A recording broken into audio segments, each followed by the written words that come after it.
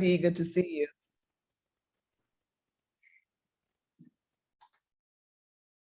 All right. How's everyone doing? Let's see if we're all here. Doing well. We've got Jenny with us from Flow. Is that right? Oh, you're on mute. Yep, I'm here. I had to run to the bathroom super quick. Yeah, that's important. You gotta do that. All right. So I don't know, Jenny, do you want to share your screen or you want me to share mine? I have the Miro board up, but I don't know if you have any other visual easier for you to share. I think it might be good for you two, and I can, because I have tables, I have so many things going on, so Okay. I may want to reference something that people might not need to see. So okay. And I, for some reason, my Miro board, I have these little I don't know, I think these little half circle things over my my image. You see that there? It's like they're not loading or something. So I don't know what's going on there. if you would prefer me to share, I can. I don't have that. Yeah, maybe then if you have it open. Sorry about that. I'm not sure. They're coming up on this one. Maybe I'm in the wrong room, right? I'm kidding. Okay. I'm happy to. All right. Um, And then do we have Natasha in here also? Yes, we do. Okay. Natasha, maybe you and I can both kind of take notes as we go along, okay? Okay, so here, oh, sorry, go ahead. I'm just saying, yep, and then let me know if I capture your notes correctly. You can just message me privately if, you know. Anyway, Okay. No worries. Okay, so we're here to discuss the G series. So specifically, we have questions relative to either G1 or G2. We want to talk about what we like about the proposals and what concerns we have. So who would like to start?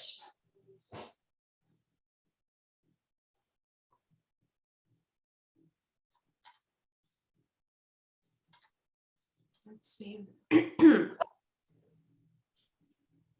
we start with G1?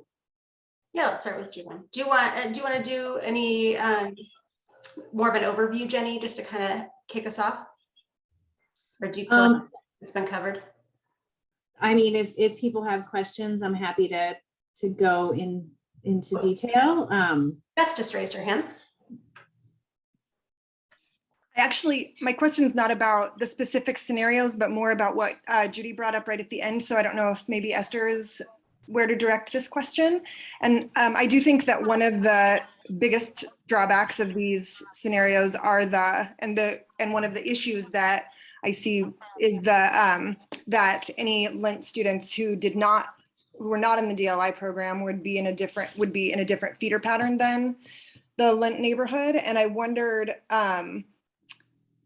it sounded like, so I understood that the modeling had those Lent neighborhood students returning to Harrison Park for middle school, which would be splitting them from their Marysville cohort. And I wondered if that was something that's like, that's how that has to be, or is that a question of like, is there a determination of, does this Lent cohort, these Lent students that join the Marysville cohort stay with their cohort for middle school, or do they return to their neighborhood assignment? Yeah, so just from a modeling perspective, like that's like future choice, right? And so that's unknown. So that's part of the assumptions that are made. And so, you know, you can kind of look to, I think, the Wrigler situation, that's maybe like 25% of students opt out over time. And so then their path would be Marysville, and then I think the district, and Esther, correct me if I'm wrong, said, well, they could also then just continue on from Marysville to Kellogg. And I think it's about like 87 to 100 students in the model difference. And so that's for the immediate term, right? Like during the transition? Yeah, that's as if like, boom, it just happens and everything, you know, everyone goes, and there's going to be some number of, you know, maybe second, third, fourth, and fifth graders that aren't currently in the DLI program when it goes to whole school DLI, that just wouldn't be part of the program because you enter at K or first.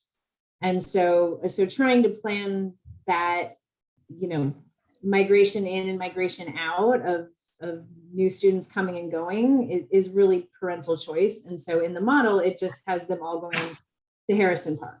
Yeah, so what I'm trying to clarify is, has the district, I mean, I'm sure that obviously, like, this is not a lot of time has been spent on like feeder pattern policy or whatever, but that seems like we're looking at a model that's assuming, because of Judy's comment about split feeder, it just made me wonder, that's something that could be determined, whether or not the students at Marysville have a split feeder from their cohort or whether they remain with their cohort.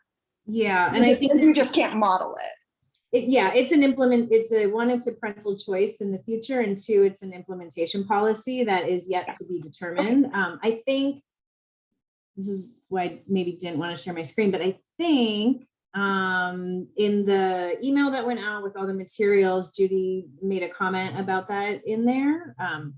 I can try to find it without. I can share my screen for a second if you want, just so while Okay. Sure, yeah. I need to go through my emails and find it, but it was the SEGC meeting notes, and then Judy addressed some of that. Yeah, okay, thank you. And maybe Esther wants to, Esther, I think, is Margaret in here too? I didn't see Margaret, but let's see. I don't think Margaret's in here. Yeah, it's an implementation policy and practice that, it's a whole new paradigm of program placement and choice and transfer policy implementation, so that there's way too many variables to try to suss that out. So there's the big assumption. Esther, do you have anything to add there? So I was talking to the principals. So if you can chime in again and let me know what it is that we were discussing here. I just said the tail end of we have to look at programs and.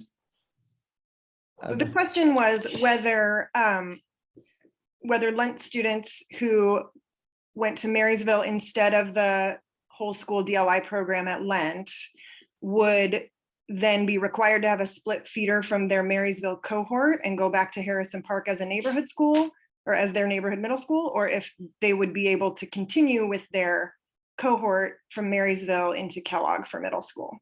My understanding is they do want to continue into Kellogg, just so they can, I guess, get back together with their peers who were at Lent, instead of going to Harrison Park to form another, try to make friends again and start all over.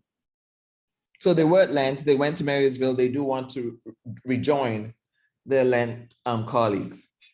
Okay, well, so in these proposals, that would be different than, so in these rejoining the Lent DLI students would mean leaving their Marysville cohort that continues on to Kellogg.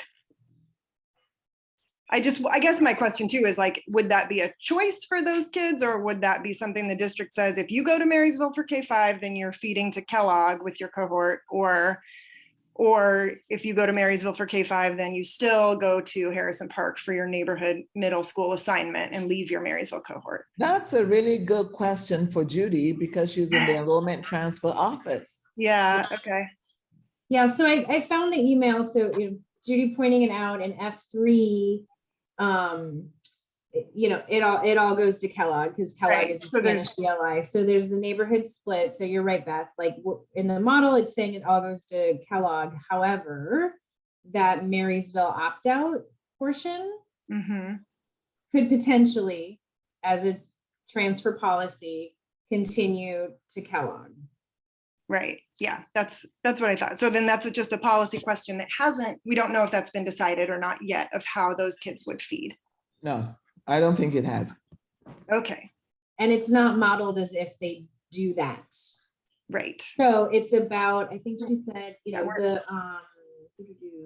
about 87 students. So if they were allowed to attend Kellogg with their Marysville peers, estimated enrollment would be 87 students higher at Kellogg and 87 students lower at Harrison Park. Yeah, Because through the model that. just sends the whole cohort to Harrison Park, but in reality, somewhere between 0 and 87, Yeah.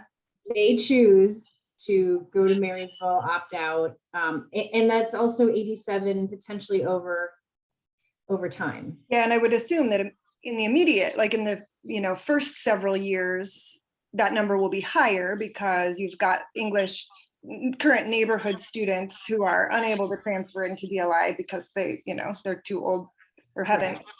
But then in future years, that number would decrease as more of the neighborhood students are in the DLI program. That is what I would assume as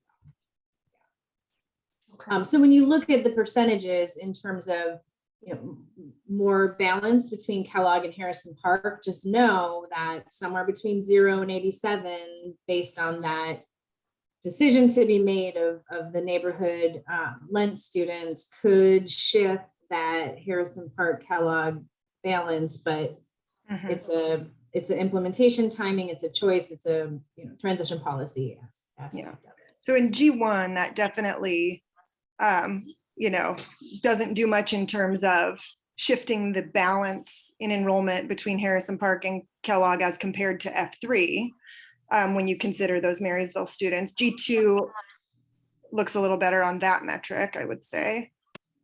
Correct. Yeah, because in G2, Kellogg is at, they're about like 70.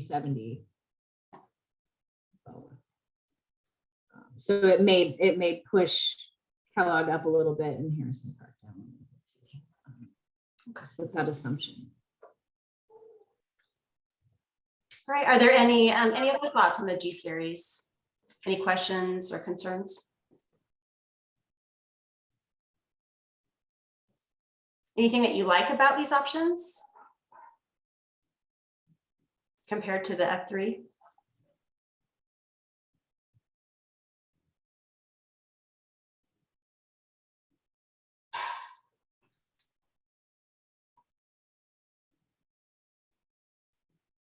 Do you have any clarification on?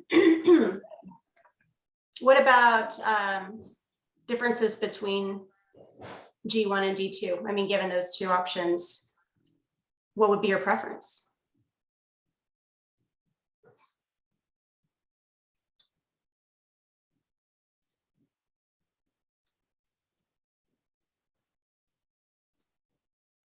I mean, I think just something to point out, maybe is there any feedback on the Atkinson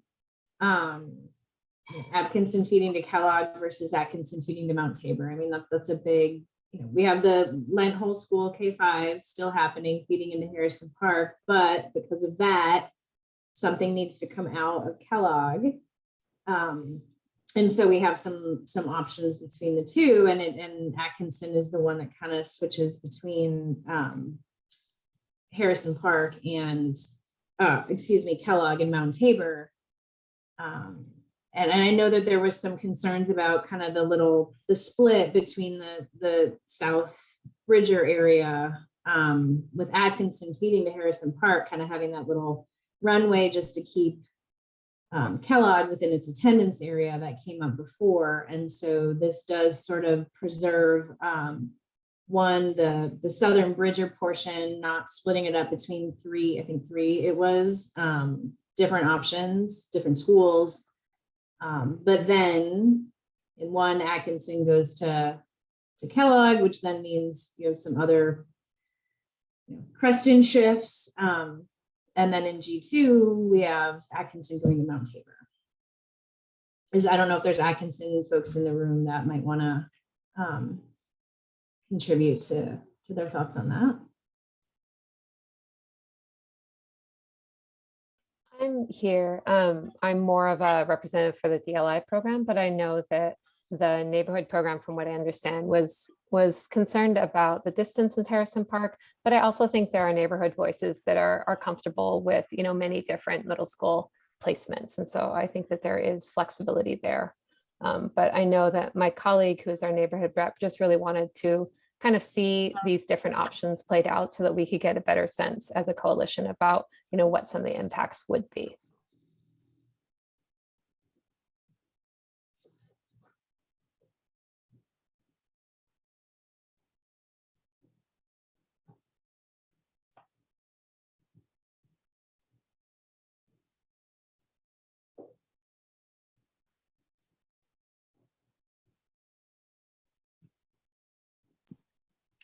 Are there any Arleta or Marysville folks in this room? This is Philip Rafferty. I'm the principal at Arleta right now. Oh, okay. Well, so I had a question in G2 about the boundary that draws up through the South Tabor neighborhood that extends both Marysville and Arleta up to Division, I believe. And I know that we had heard in previous coalition meetings that some people didn't, in the South Tabor neighborhood, the Woodward dividing line felt really like cutting up the neighborhood and didn't feel like, it felt like an awkward place to divide the area, but it was sort of understood as that's what needed to happen to get Kellogg within its boundary. And so I'm wondering how this alternative looks. It's like kind of a weird boundary again with this long skinny piece of Arleta sticking up all the way to Division. I'm wondering if I'm interested in feedback on what that boundary looks like. Is there a way to put that on the screen? Yep, if Elisa stops sharing, I just was direct messenger. I'm like, I can share it and I have it up. I thought I was, says I'm not, can you not share? It says I cannot share while the other participant is sharing. Let's see. Oh, there we go. Did that help? Oh, okay. Here we go. Got it. Okay. So you're talking about this area? Yeah. Oh, can you guys see my screen? Yes. Oh, okay. I'm used to having like a red box around it. Sorry about that.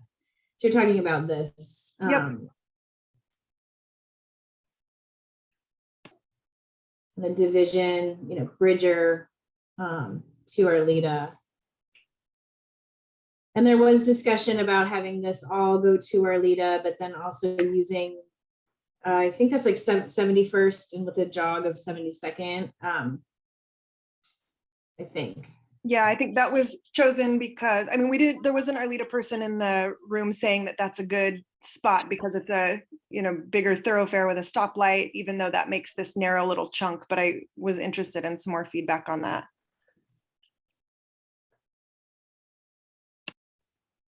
Sorry, I have triplets and I'm feeding 2 of them right now. So I did, Sandra Blair is going to be more keyed into this than I am. I do think that one of the things that we've talked about a lot is making sure that students are not having to cross large roads. And so it does look like we extend now past Powell. And I forget the other model and what that looks like, but that was definitely a concern. I think that they all have Arleta going past Powell. So this is extending, like, I think previously Arleta's boundary went up to Woodward and now this goes up to Division, but not crossing Division. Well, in G1, it goes up to Powell. Oh, in G1, for G1, Arleta? Right, yeah. okay. But in the previous, like in F3 and in other boundaries, Arleta's boundary is also across Powell. Yeah. So in G1, it goes up to Powell.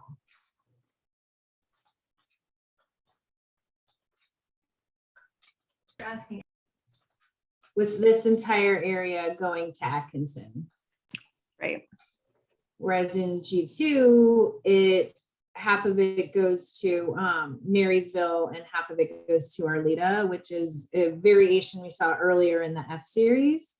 But the F3, I think I don't have it open, but that's something to discuss. I think has the whole northern part going down to Arleta because the split of this area moving out of Bridger was being split between 3 schools. So trying to minimize that split to not having to impact those students to 3 different schools. Okay. I mean, it does make Arleta's boundary a little strange. The thing that I've heard from in speaking with the PTA president at Kellogg is the concern around how Kellogg feed, like the areas surrounding Kellogg feed to Kellogg or away from. And so whether or not like on that first scenario, we see that students who live relatively close to Kellogg are not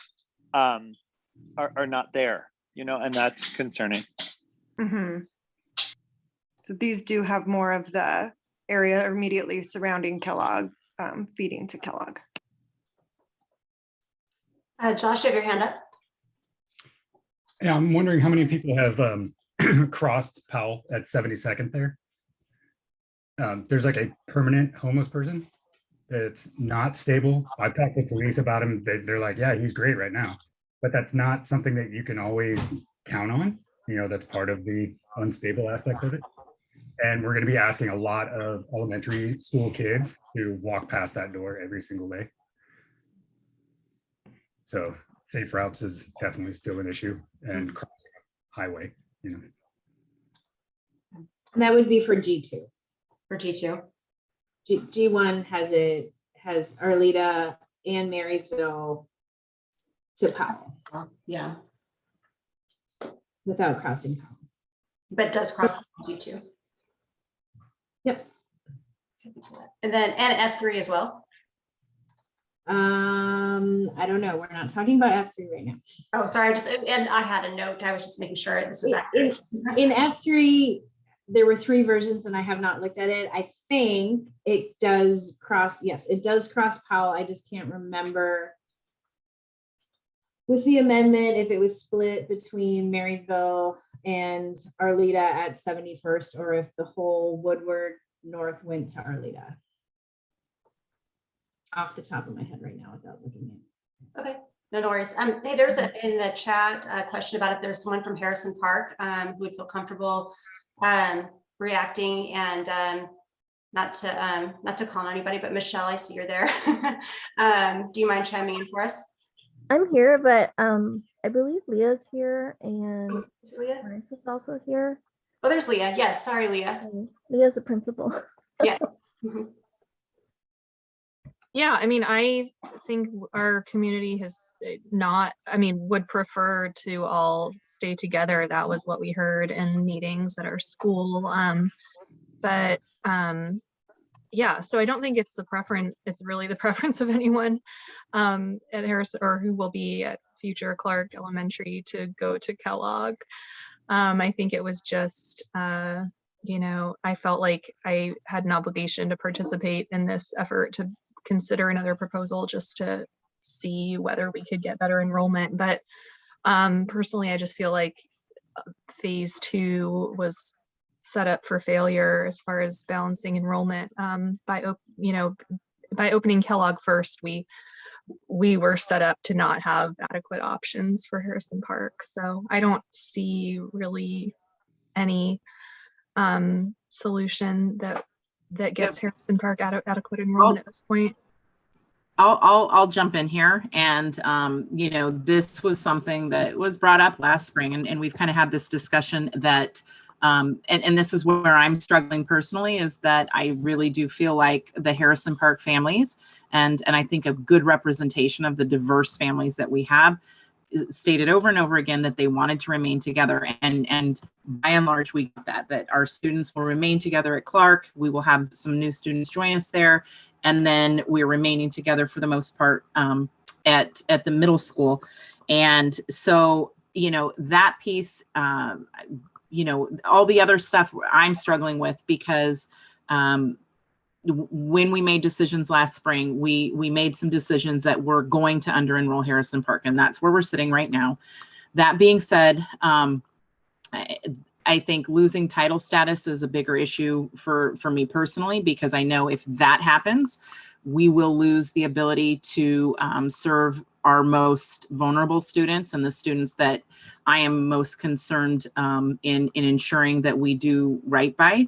Our BIPOC students largely, and we know that you've read the news, our Black and Brown students are not doing as well academically, and there's lots of reasons for that, and losing those title status will make that even more of a difficult road if we don't have those funds. But more importantly, there are other ways that we've talked about to gain enrollment, and there's a lot going on at Harrison Park and we'll be happy to serve whoever comes our way. That's kind of where I'm at. And I'll be quiet. No, thank you, Leah. Josh, you have your hand up. Yeah, I actually had a question for Leah.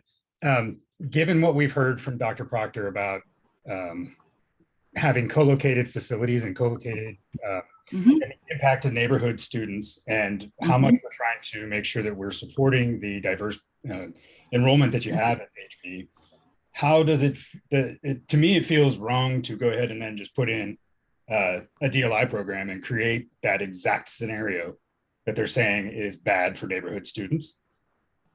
How does that sit with you? You know, and that's I think the other piece is there. I will say I do have concerns. We haven't heard a lot from, well, in the G series, you know, we're looking at uprooting something that we've already put in place. And you know, it's just like when we put kids in a class at the beginning of the year, we say we want this kid to have stability, we want them to be in the same place. We know that moving schools and transfers and all those things that's just not best for students. And so I look at, you know, this process, we're going to lose a lot of trust with families. It's going to be a lot of transitions for everybody involved, and it's just going to be a lot of upheaval. So that's another reason that I struggle with the G series in general, is that we just know that. And then the other piece is that, yeah, I think you know, that's really the biggest struggle I'm having with the G series, I guess, if that makes any sense. Yeah, no, thank you. Thank you. Title of status is completely determined by the number of free and reduced lunch students that you have. And so currently Harrison Park is 100% free and reduced. That doesn't mean that all of our students qualify for free and reduced lunch, but it's just that our percentage is so high that we just go to 100% free and reduced lunch. Yes. Michelle? Yeah, I just want to chime in that I do think that some of our Chinese DLI students may want to stay with their peers and choose not to continue if the program was moved to Kellogg. But the numbers at Clark will be small, I believe. And so my concern is for like how many kids from Woodstock would be dropping out of the program if they have to come to Harrison Park. Just in terms of like how robust the Chinese program will end up being. Jenny, is there any way in the model to, I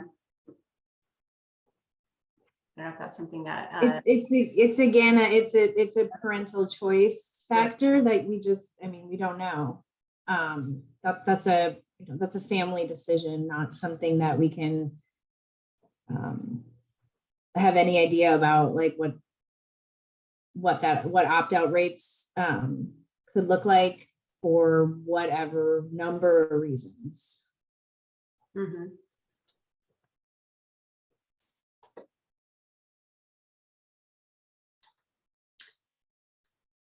And Sheila, in the chat,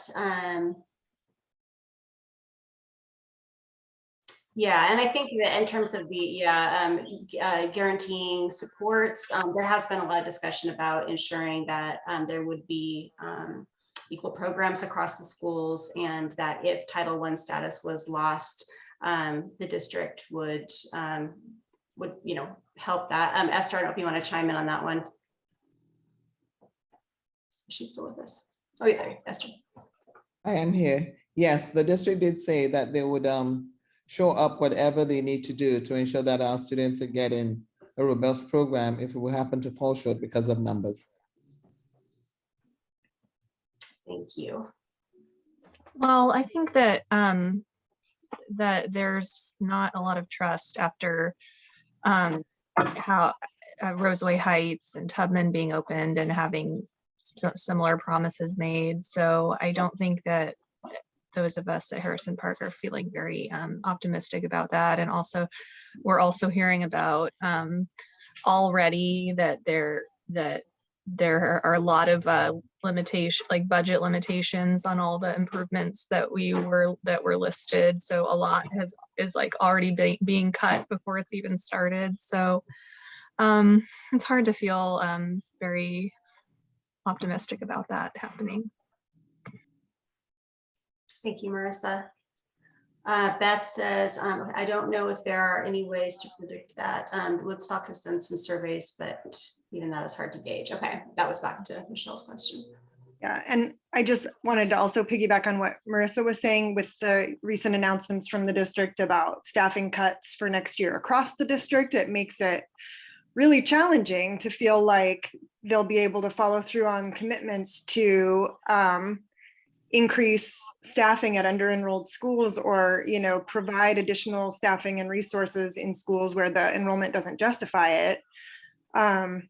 Like that, those kinds of announcements make me feel like we entered this process of enrollment balancing to balance enrollments because of the way that resources are attached to the numbers of students that are in the building, and that if we're already having all of these cuts, I really struggle to trust that sort of staffing inefficiencies or additional staffings and resources would be able to be allocated when there's so many needs in all the regions across the districts that aren't even involved in enrollment balancing right now. So do you know what numbers they're using on that staffing decisions? Like, are they using the same enrollment numbers that we've been using through Flow, or is it completely different enrollment? Because doesn't that kind of change everything?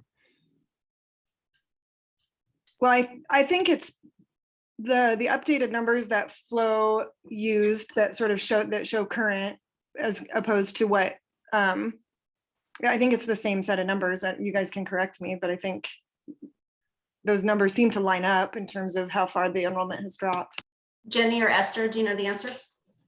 I'm not sure what the current numbers are based off of, but I mean, we have the most recent forecasts from PSU's Population Research Center that we're using. So, which shows declining enrollment statewide, nationally. It's a national trend. Thank you. Other thoughts, concerns, things you'd like to explore further? Could you talk a little bit about how well these proposals meet the racial equity metrics? I saw that was up there on the screen a second ago. Let me get that back. This one. So okay, I'm off mute. Yeah, so just something to point out, and this doesn't have the notes from the presentation. I can pull that up in Miro. I just think it's sometimes nice to just kind of flip back and forth. So looking at G1, and just something to note that I think we put it out before, but I think it's important to say that, like, remember that this baseline number is down one middle school, right? So we're adding more capacity. So these numbers, them dropping isn't we're adding more capacity. It's almost better to be comparing them to each other rather than comparing them to the baseline. Right. It's a different calculation when you're adding a middle school from the baseline. So just want to point that out. So in terms of students, middle school students with greater than 500% enrollment, they're mid 70s range across all students, Black and Native students, and ELL.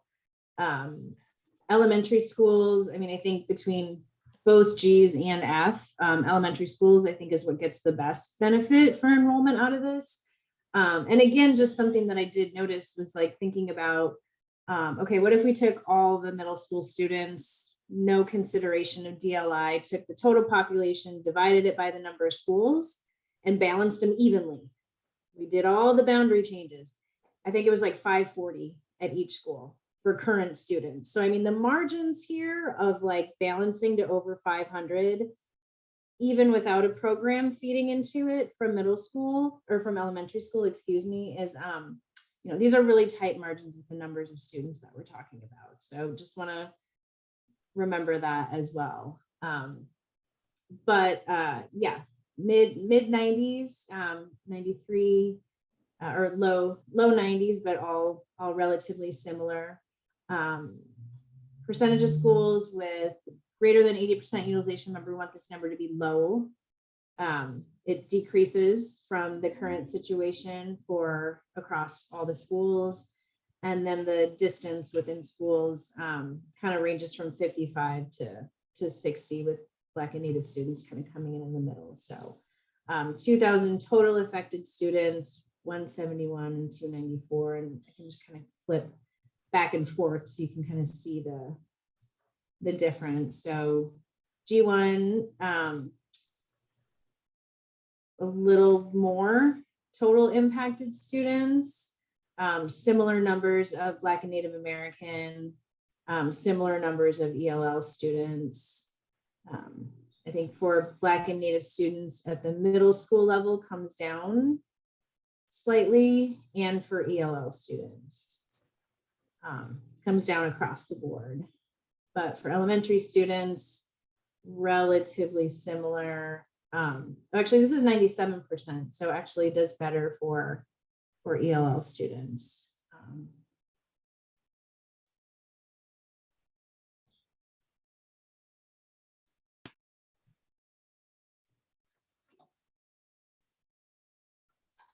Sheila just added something to the chat. Let's see, would love to hear about the current student experience at Kellogg. And what is the current utilization there? What challenges to student learning are happening related to higher utilization rates?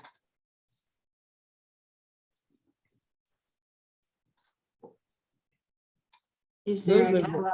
Yeah, there's a Kellogg rep. Anyone from Kellogg? Is that me? I'm not sure. I guess so.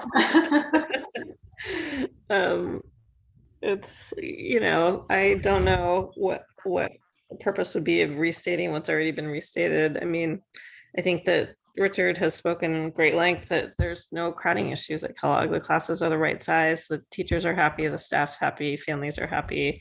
There's just literally like, I've not heard a negative, you know, there's a letter in the packet of materials we got today from the staff, and, you know, overwhelmingly every teacher on staff at Kellogg has supported retaining the Spanish community there. So that's not an issue. So. Thank you. Sheila, did that answer your question, or do you want to follow up with another question? No, that's good. I feel like I'm always trying to find a balance between talking about the numbers, which I really appreciate having all of our diagrams and really looking at things from a numbers perspective, but then also, you know, bringing us back to that student experience, because I know that's what our goal was to center this evening. Great, thank you. Carmen. Hello, everybody. I'm not here as a representative for technically for Kellogg, but because I have a child at Lent, but my son also goes to Kellogg, so he loves it there. He's happy with his classes. He's doing a really good job. He doesn't seem to be concerned with sizes or anything like that. I feel like I can reach out to any of the teachers. I don't feel like they're overwhelmed. You know, they're sending in the midterms and the, what are they called? Not the midterms, but the mid-report cards, you know. Sometimes not all teachers do it, but for the most part, all of the teachers that my son has, he's a 6th grader, they're doing it. He's in Spanish immersion as well. So I feel like they're doing, everything seems not concerning in that sense. Like I haven't heard anything from any of the parents about that either. I would just sort of maybe chime in, Carmen, if that's okay. That, you know, there's a at the very beginning of this process, we saw a bunch of data on like what the ideal makeup was of different school communities, and it was sort of, you know, it was ethnically diverse, but it was also socioeconomically diverse. In addition to, there's lots of different kinds of diversity, and you know, one experience that, you know, we've had at Bridger, you know, and also through Kellogg, is that, you know, when communities sort of like match, and maybe Leah and the Harrison Park community could speak to this as well. There's just like an acceptance of like behaviors and challenges that come from the schools that feed into a school. There's just a culture of acceptance in the way that kids express themselves and the way that they behave. And, you know, you're bringing together 3 school programs that have, you know, a lot of high type 1 referrals and just lots of sort of like behavioral and structural issues that you don't see in wealthier communities. And just the way that the kids and the teachers like support kids and each other through these like the things like just the day-to-day stuff of being a preteen. I think I feel like the success of Kellogg has more to do with just like occasionally you just get the right mix of kids. It's like, and it's kids that live in the neighborhood. I mean, I think that's the other part of it too, is that, you know, the Spanish speaking kids and the rest of the community, they all do live in this neighborhood. So there's that additional component of like proximity, and like somebody gets in trouble and there isn't a lot of judgment the way that there might be when you bring high SES communities into lower SES communities. Like, oh my gosh, that kid is so bad. Why does my kid have to be in class with him? The like culture of just like inclusion is really, I think, like what has marked the success of that school. It hasn't been like everybody's getting great grades and they don't have any issues with behavior or any of those things. It's just like, it just fits. That's, I don't know how else to put it. I agree 100%. Thanks, Dee and Carmen. So I think we're going to be transported back here shortly.